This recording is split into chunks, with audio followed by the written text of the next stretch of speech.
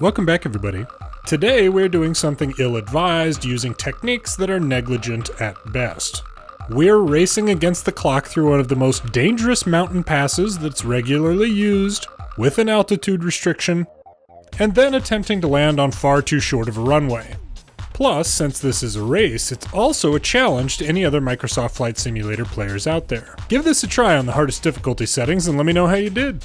We'll be flying in Alaska today. We're going to take Merrill Pass to Lime Village. I'll post the starting coordinates and airport identifier in the comments for anyone curious, but the race starting point is easily identified when flying. We'll talk about that in a second. Plus, while you're in the pass, we've got a firm altitude cap of 4,000 feet above sea level, and once you're out of the pass, we're restricted to 6,000 feet or lower. All total, it's around a 70-mile flight with mountains in the way, so the altitude restriction creates some interesting issues. Now, I do a lot of silly things on here, but I don't want anyone to think of Merrill Pass as some sort of a joke. This is a dangerous route with one particularly unintuitive turn. Real pilots have flown into this pass and not survived. For anyone new, I'm a pilot and a former air traffic controller. I fully respect Merrill Pass as an aviator, and we're not going to do anything with bad weather in there. Bad weather in the pass gets people killed in real life. Even flying this with good weather will be a little bit hair-raising, you'll see. So the weather here will be clear skies with calm winds, and we'll set the date to July 20, 2021, so we can hopefully avoid some of the weird icing issues Microsoft Flight Simulator has going on these days. If you enjoy this or any of the videos on the channel, please be sure to like, subscribe, and consider supporting the channel on Patreon. It really helps.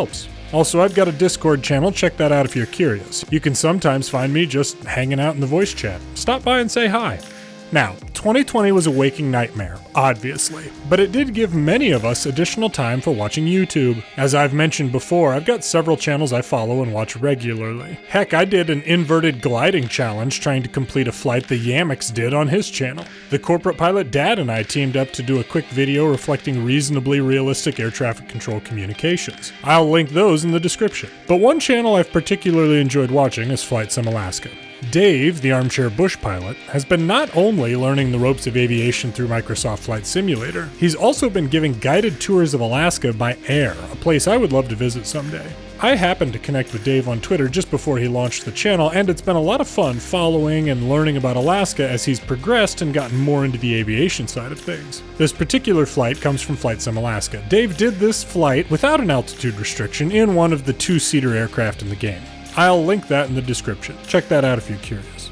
Well, since I'm approaching this as a race, I'm using one of the fastest planes in the game, the Boeing 787. For anybody else considering the challenge, I should maybe mention that Lime Village only has 1,500 feet of runway, so whatever you choose to fly will need to be able to land there on the highest difficulty settings. Alright. Of course it puts me at 10,000 feet. Okay. Now Merrill Pass is directly in front of us. It'll be a little bit more apparent as we get there. Autopilot off. Gonna go ahead and set my flight display to show terrain. And the race is going to begin at the edge of this little lake out in front of us here.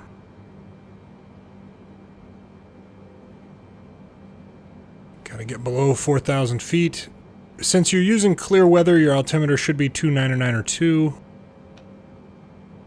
Basically, if you use the clear weather, you won't have to change anything, and then just stay below 4,000 feet while in the pass, and then below 6,000 feet after. 4,900 feet. This is the pass directly in front of us.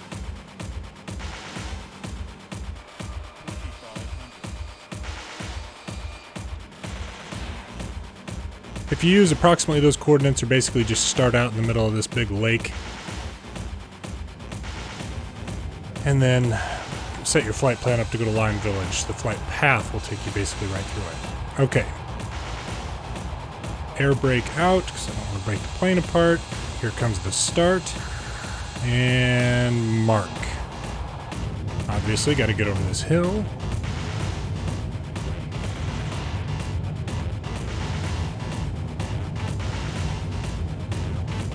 Alright, beginning at that...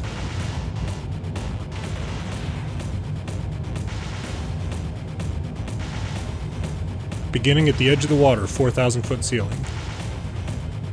Nice and speedy through here. Gosh, I still got my air brake out. Whoops. There we go.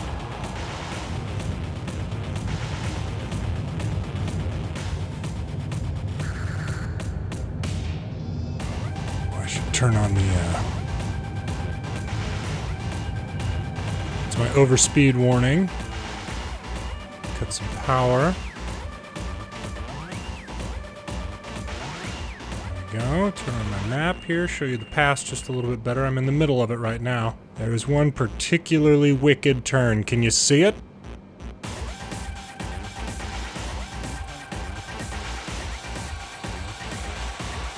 Just a little idea of what we got going on here. Can you see the wicked turn in front of me here? It's right up there. This is a sharp turn that is counterintuitive. If I made a hard left right now, it looked like it'd be clear. If I went straight, it looked like it might be clear, but I've got to make a yaw to the left. Okay, gotta bank into it and gotta stay under 4,000 feet right here. 3,500, 36. Don't clip a wing. 38. 3840. Oh gosh, mountain. Come on. Come on. There we go.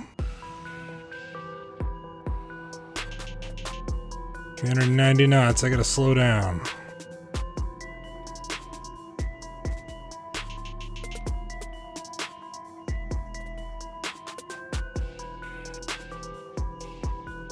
There we go. Okay, now the pass itself. Avoid this, no problem.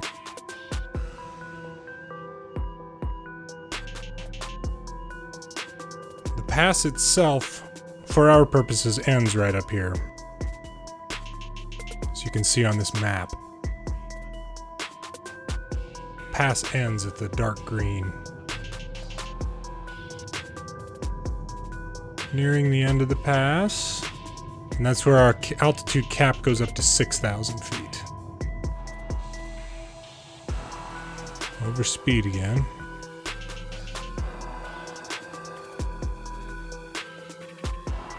Obviously, with it being a race on realistic settings, making sure you don't rip the wings off is always an issue. Okay, we're out of the pass now. Full throttle, and let's go over these mountains.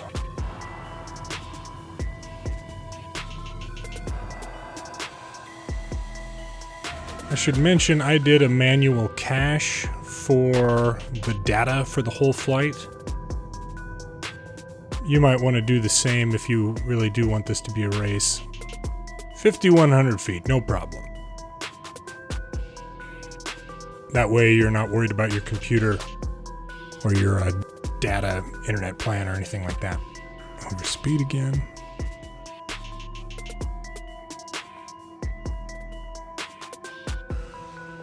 This little group of mountains right here is interesting.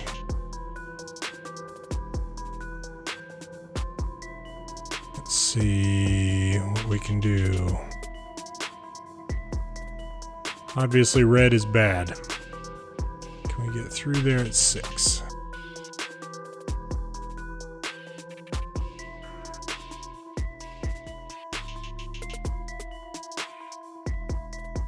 I should mention that I didn't take any weight or fuel or anything out of the 787 here. So it turns like a bear sometimes still. 5,400. This is gonna be close. Can we keep it under 6? Come on. 56, 57, 8, 9.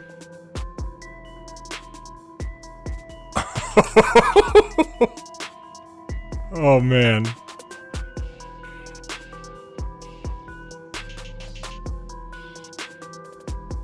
Okay.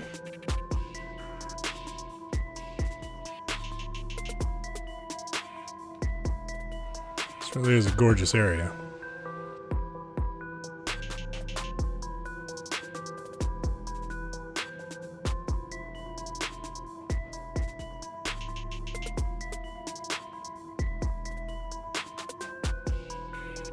Another nice wicked turn here.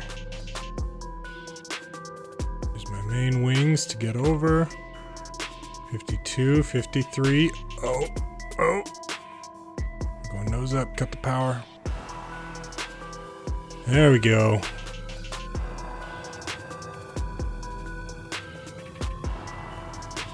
All right. Whoa.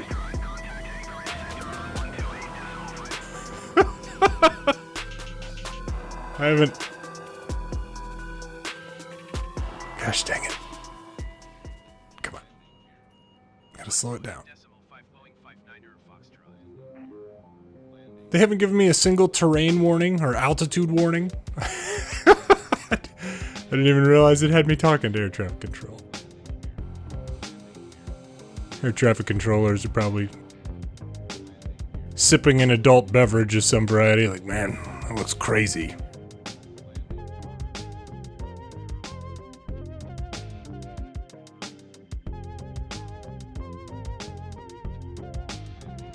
Now again, for the remainder of the flight, you've got an altitude cap of 6,000 feet. So if you want to climb more, you certainly can, but with this being a race, I don't really want to waste time or energy climbing.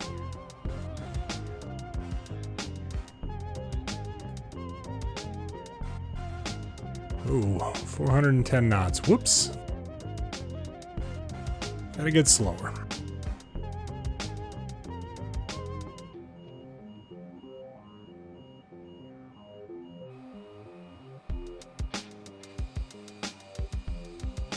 Really is gorgeous out here. It's also worth noting that while I was going through the pass, you may have noticed some kind of breaks or gaps in the 24 miles. Okay. You might have noticed some gaps or breaks like in the terrain. That's pretty common in Microsoft Flight Simulator, particularly in mountains. So, just sort of happens. Oh, come on. Why is this terrain not loading in?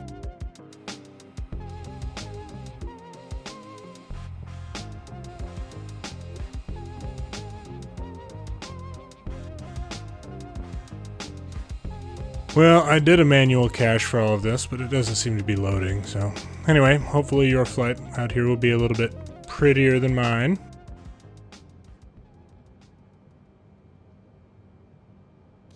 One of the first shorts that I did on the channel was landing a 787 at Lime Village. Shortly after Dave did this flight on his channel. Oh. Oh. So the data's coming in with the manual cache. With the manual cache, it should all be downloaded. It's not as though it needed to be streamed in or anything, but who knows? Who knows? What are we at? 16 miles? Okay. I am probably going to start slowing down. It is a 1,500 foot runway. I'm going to start slowing down probably 10 miles out. And this runway is in the nook of a river. It's always a challenge to see.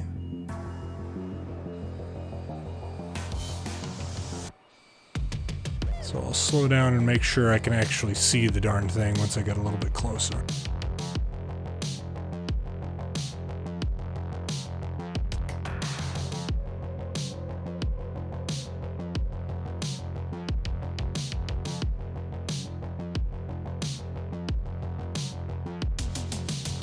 Given that I didn't change any of the cargo or weight, passengers, that sort of thing. This is likely the largest cargo or passenger flight that's ever come into Lime Village. Yikes.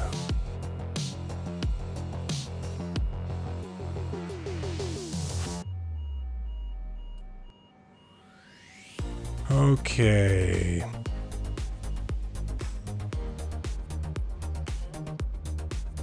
I know they released there's an F-15 available for Flight Simulator. Flaps. Getting close here. Start slowing down.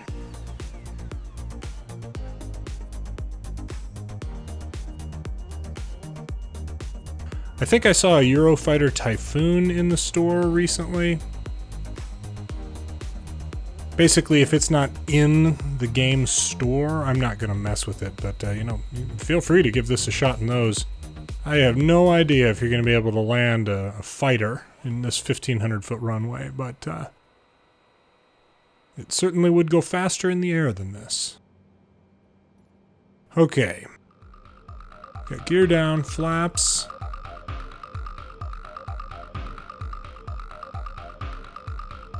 Remember, it's always in like the little crevice out in the river.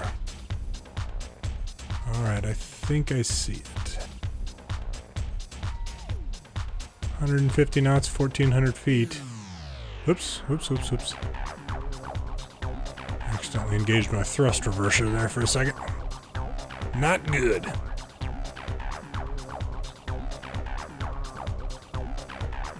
Where is it?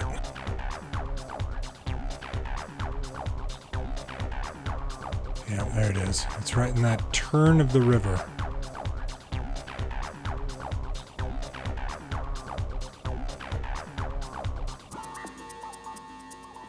Probably 5 miles out now.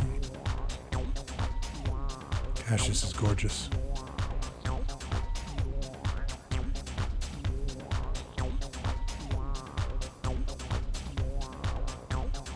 Okay. Now, frankly, this should be easier than landing somewhere like Juancho y Erauskin or San Bartolome, because the runway is longer, and I don't have... Oh, there it is. And I don't have as many obstacles. Okay, 118 knots. Around 115, 120 knot approach speed will be good here. A little fast.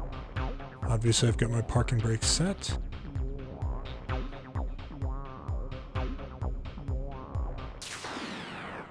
Buckle up, Lime Village. Here I come.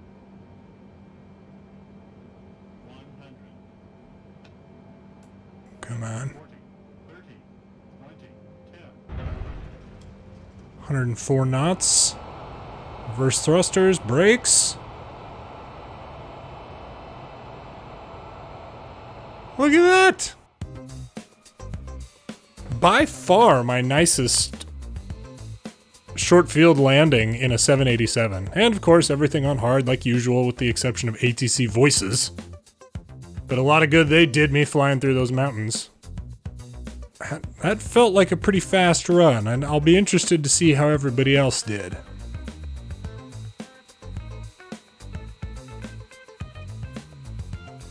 I got runway to spare. This runway was too big, if anything. For the record, the debris that looked like it was on the runway on short final, that's where you get fuel and that sort of thing. They don't really have a ramp area built for this particular runway. In real life, this is a gravel runway as well, kind of gravel and like dirt pack, more or less. So, anyway, I wonder. Yeah, I bet so.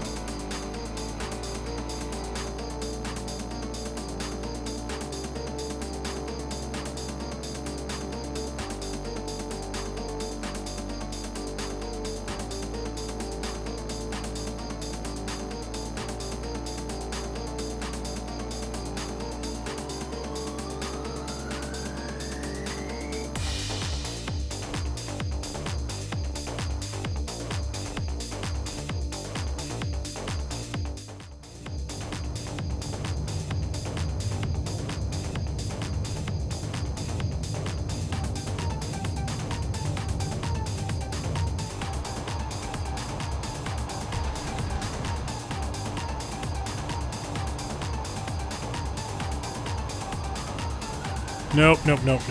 Oh man. Well, that would be easily done just by reducing the weight like at San Barthélemy. Okay, all total from the edge of the river going into the pass to being stopped at Lime Village took me 14 minutes and 7 seconds. In hindsight, I could have reduced the fuel for a little better handling and performance, and there may be a quicker way to get through that second mountain range, or maybe just going around it would be beneficial somehow. I'm not sure. If you enjoyed this, be sure to check out the channel for more of my longer videos. I try to do one long video each week with 3 to 4 shorts in between. Also, be sure to subscribe and share the videos with people you think might like them. It really helps a channel like mine. Do you know an old soul who happens to be an aviation fan? That person will almost certainly love the full throttle review of the A10. I've linked to that in the description as well. Stay tuned for some live streaming in the future. Check out the Discord if you're interested, and consider supporting on Patreon. It really helps. Thanks for watching.